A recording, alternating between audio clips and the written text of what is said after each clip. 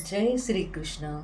आताच आपण बघितलं की भगवंत पृथ्वी तलावर धर्माचं रक्षण करण्याकरता परित्राणाय साधूनां विनाशाय च संस्कृतं धर्मसंस्थापनार्थाय संभवामि युगे युगे यदा यदा हि धर्मस्य ग्लानिर्भवति भारत अभ्युत्थानमधर्मस्य.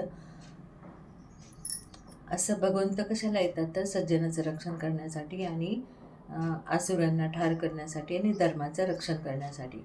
आपण आत्ताच गोष्टीमध्ये बघितलं मागच्या की भगवंत पृथ्वी तलावर पृथ्वी माता गाईचं रूप घेऊन ब्रह्मदेवाकडे गेले आणि त्यांनी सांगितलं की मला हा भार सहन होत नाही असुरांचा.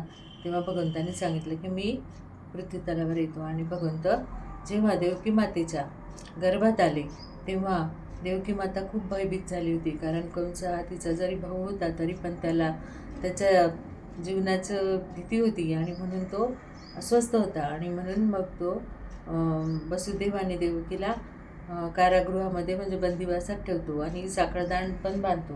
आणि अशा अवस्थेत सातवा गर्भ रोहिणीच्या गर्भात दिल्यानंतर आठवा पुत्र जेव्हा जन्माला येईल तेव्हा भगवंतांनी आधी देवकी मातेला साक्षात विष्णुरूप दाखवले आणि देवकी मातेने सांगितले की तू माझा बालक म्हणून ये. आणि भगवंतांनी सांगितलं की माते